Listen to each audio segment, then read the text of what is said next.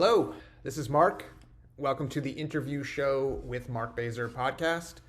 This is our second podcast episode, and for this we're going back into the archives way back to near the very beginning of the show. This is from June 4th, 2010, and that night had to have been one of the best shows we've done, all thanks to just an incredible lineup. I can't believe they're all at the Hideout on the same night. We had the former Major League Baseball player, now author, and ESPN commentator Doug Glanville. He played for the Cubs for a bit. I can remember he stuck around after for a while, and it was a really nice night, and there's a little area outside of the Hideout, and we just all sat out there, and a bunch of us peppered him with questions about being a pro player, and I remember just feeling like I was reverting back to being the kid who was once obsessed with baseball. And then we had Tracy Letts, the playwright, actor, Pulitzer Prize winner. He's been on a couple of times, and I hope to have him back. He's a great writer, obviously. He's also a great interview. And then we had the following interview with CharlieTrotter. A few months ago, I started getting a bunch of text messages and calls from friends and coworkers. They'd seen a few clips of this interview, which we filmed and is featured for about a minute in a documentary called Love, Charlie: The Rise and Fall of Chef Charlie Trotter. It's a great documentary. It was made a few years ago, but it just went up on Netflix, and that's when people started really seeing it. I'm honored to have been a part of it, and it does a much better job, of course, than I can do here in presenting the complexity that was Chicago's most important chef at one time, one of the most important chefs in the country. But I can tell you that this was one of the few interviews I've done that I was a bit scared ahead of time. But it turned out to be one of my favorites. He was delightful that evening, and I hope you enjoy it too. And if you do, please share and subscribe and rate and all that. And if you're in the Chicago area, our next live show is going to be March 20th at Fitzgerald's, which is now a National Historic Landmark. It's in Berwyn, right outside Chicago. And guests are going to be the Booker Prize-winning author of Orbital, Samantha Harvey, New York Times political writer Jonathan Weissman, and my friend and Billboard-charting jazz artist Frank Catalano. It's in partnership with Chicago Humanities, and you can learn more at chicagohumanities.org. And now, here's, from 2010, Charlie Trotter.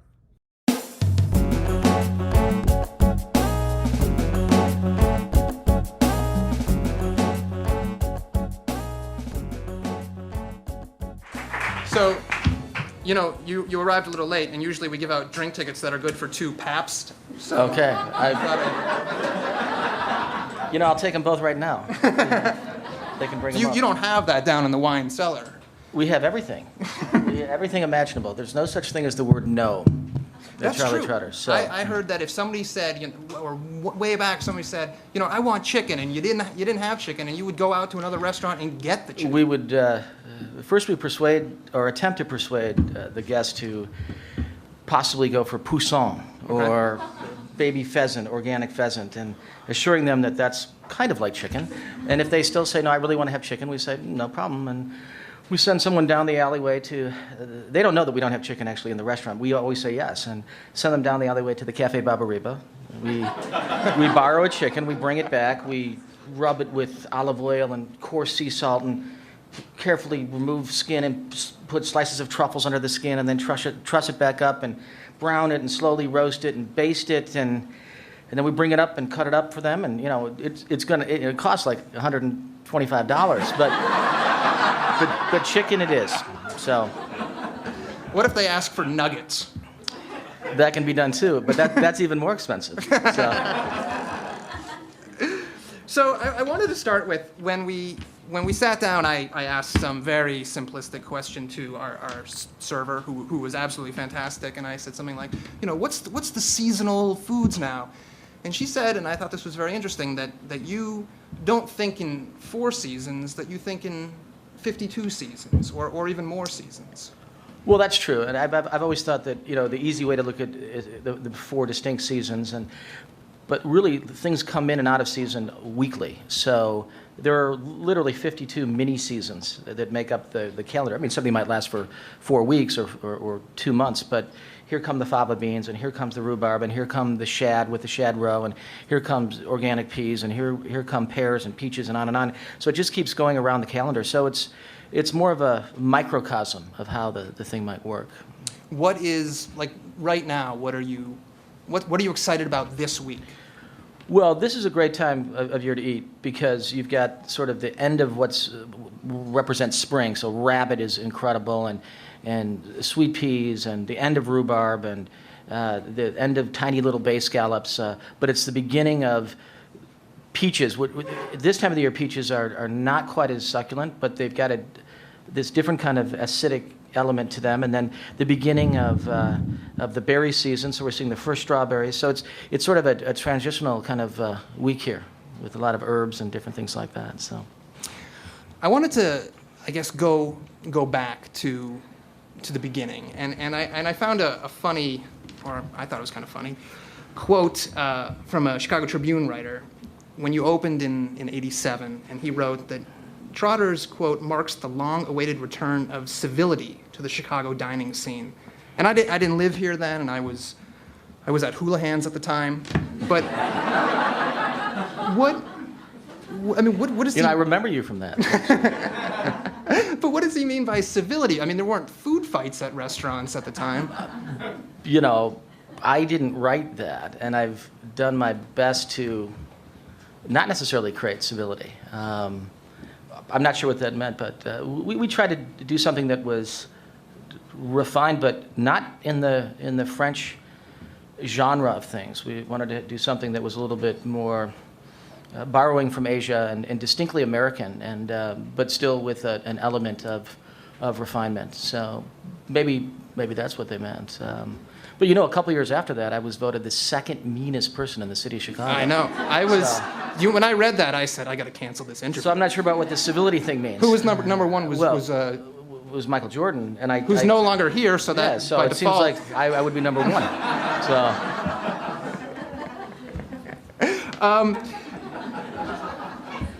Now you were 28 when the restaurant opened, but it wasn't like you just said, I'm going to open up a restaurant. You had gone through a pretty lengthy, I don't know if you want to call it apprenticeship, but I was reading that your first experience, or one of your first experiences, you went to Madison.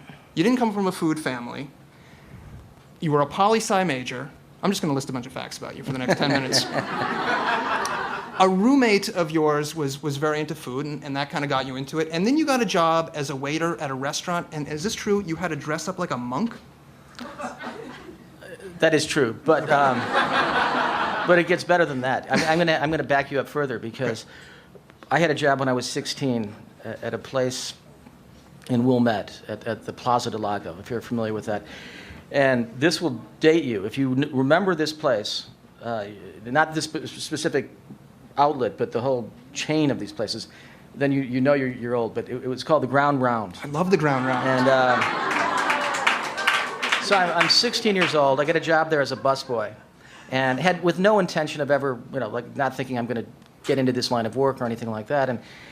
And part of their shtick was, we'll start these people off with peanuts, and then we encourage you to throw the shells on the floor. It creates a nice ambiance, and we like that. It's casual, and I thought that was kind of disgusting. So I was always trying to sweep up the peanuts, and the manager would come over and say, "No, leave those there. We want them there." Then I'd go in the kitchen and I didn't really know what a chef was then, what constituted a chef. I thought if you're leading the kitchen, I guess you're the chef. But I realize now that the two guys that were running this kitchen were definitely not chefs, but they just had the worst mood. I mean, they were in the worst mood, the foulest attitude, I should say. But they're cooking, two guys making dinner for like 400 people, which tells you a lot right there. And they're grilling everything, and they're swearing, and they're not happy. And the poor lady comes back from the dining room, the wait person, saying, "Well, the customer thinks that the lamb is too rare," and they're, tell her to order something else.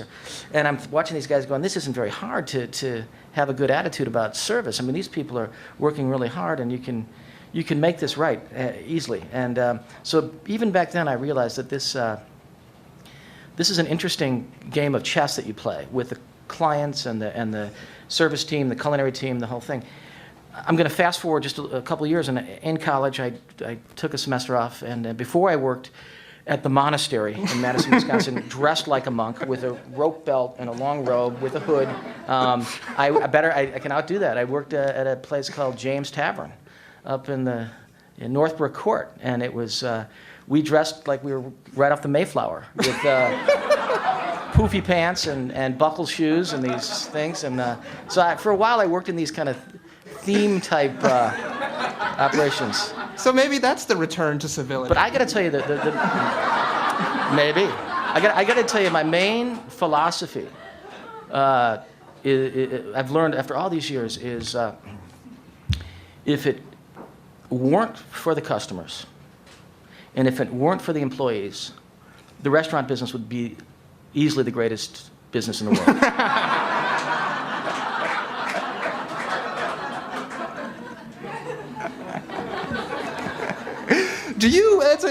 When you see customers in the restaurant, do you immediately size them up? Why is this person here? Is he here to impress that other person?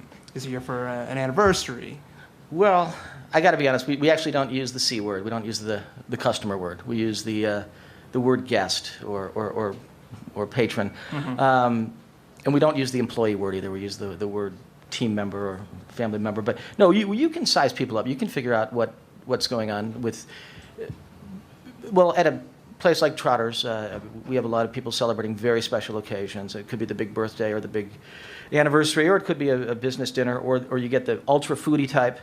They fly in just for dinner and they're leaving the next day, or you get the wine type that, they want to study the wine list for 20 minutes. This is one of the reasons we put the whole wine list online about 5 years ago, because we could save a lot of time from that standpoint.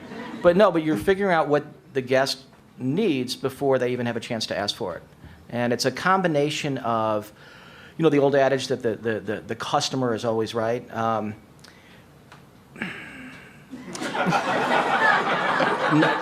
Nothing could be further from the truth. The customer is rarely right.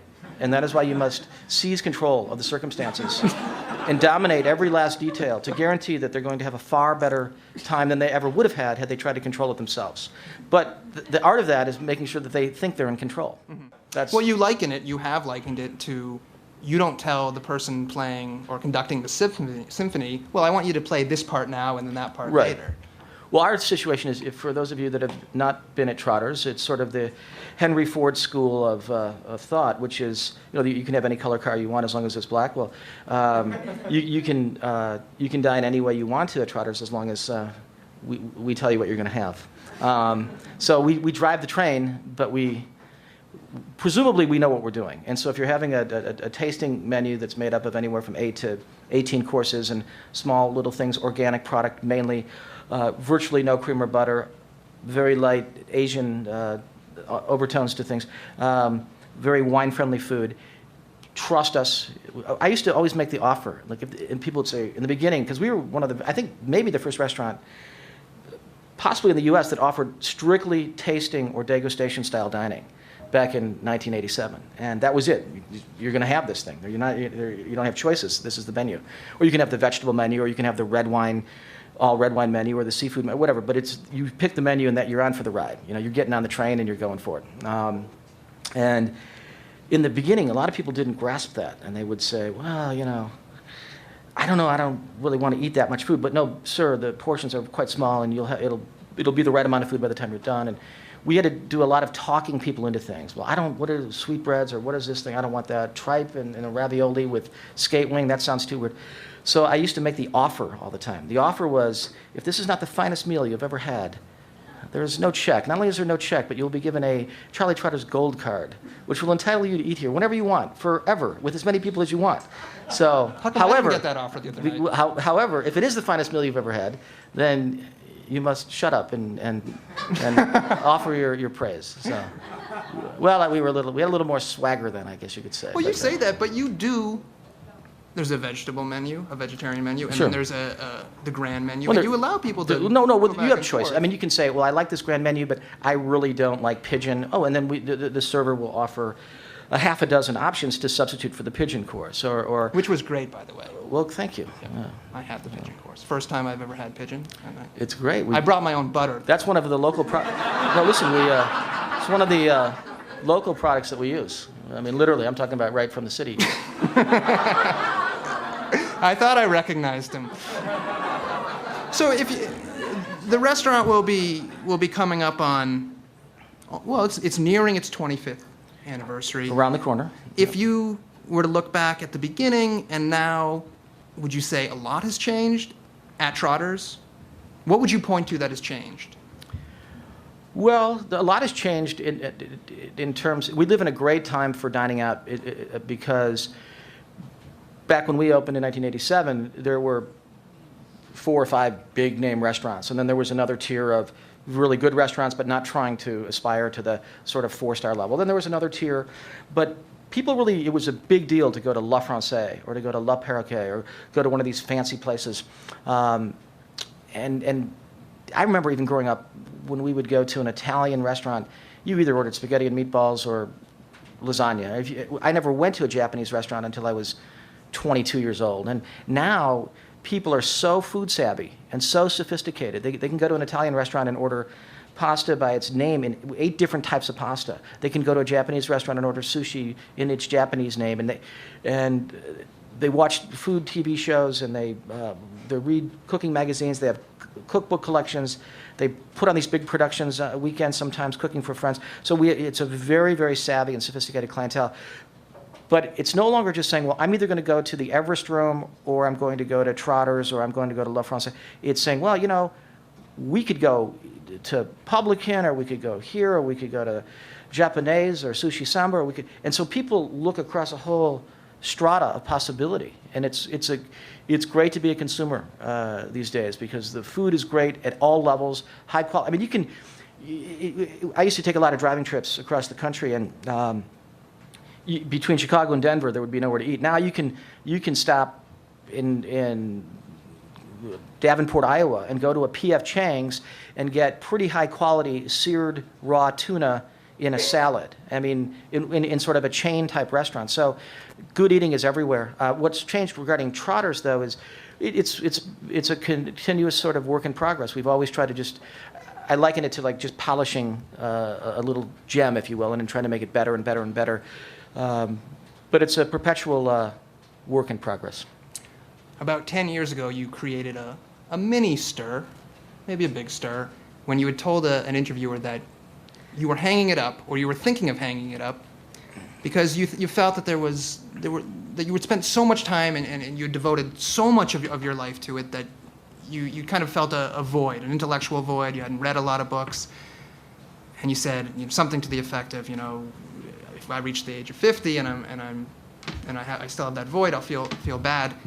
Have you been able to? You haven't closed down, thankfully, but have you been able to fill the other parts of your life while keeping the restaurant going? Well, thank you for that question. It's tricky because to do something at a certain level, you really need to concentrate on it excessively and what? And push it and so it means a single track devotion to what you want to do, and sometimes other things become neglected along the way. The pile of the great books sit unread still next to my bedside, so maybe one day I'll get to some of those books. Any more trick questions No, for me? it wasn't a trick question. Where are those 2 Pabst beers that I ordered, by the way? Can we get 2 Pabst? I want to have a Pabst beer up here. Can somebody get a Pabst beer for Chef Trotter? I guess. By the way, yeah. Speaking of beer and Pabst beer, Yeah.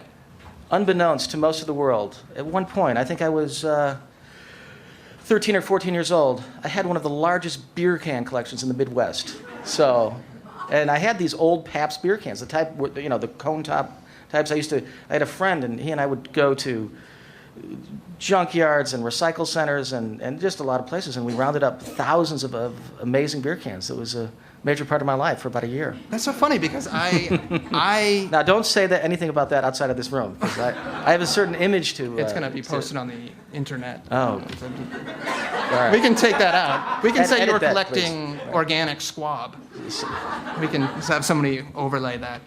Well, you mentioned all the great restaurants, and obviously there have been so many chefs who worked at Trotters who now are... Oh, thank you. We've got the Pabst. Hold on. Well, I'm not having one unless you do, because you gave me 2 tickets, so I'm going to buy you one. You can share it. Okay. Oh, okay. Don't use Are these mug. empty? These are dirty. All right. I'll drink from mine, but you can drink from the... Well, no, I just... right. I just like to look at it. All right, it's beautiful. It's very pretty. Okay, so a lot of chefs who've worked at Trotters. You know, there was a law that was passed about 2 years ago. You are not allowed to open a restaurant in the city of Chicago unless you've worked at CharlieTrotter's. Just kidding.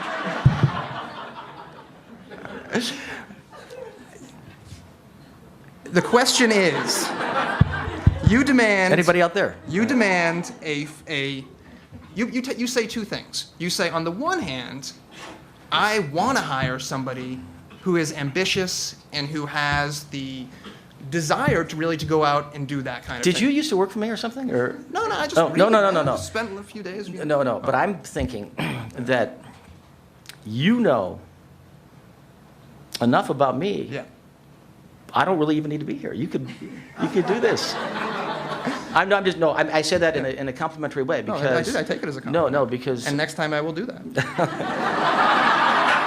I appreciate that. No, but you hit it on the nose. It's a double-edged sword because when you hire people that when you say to them, where do you see yourself in 3 years, which is one of the standard kind of questions people ask, or where do you see yourself in 5 years? And someone says, well, chef, I see myself in 5 years being a sous chef for you, versus somebody that says, well, in 3 years or 5 years, I see myself being the executive chef of the Four Seasons Hotel in Chicago, or I see myself running my own restaurant, or the trade-off is that in the case of the latter, you're hiring somebody that has much more ambition and much more drive and isn't afraid of 19-hour days, 7 days a week, and because they have ambitions and dreams for themselves. So the trade-off is you have them anywhere from 18 months to 2-3 years, but then they're off and onward. So, but it's worth the trade. Yeah. Well, let's end it with this. Where do you see yourself in 3 years? Not bad, huh? No. I see myself with my own interview program at a local joint that is podcast around the planet. And maybe you'll be willing to be one of my guests. I'd be honored. Chef Trotter, everyone. Thank you very much.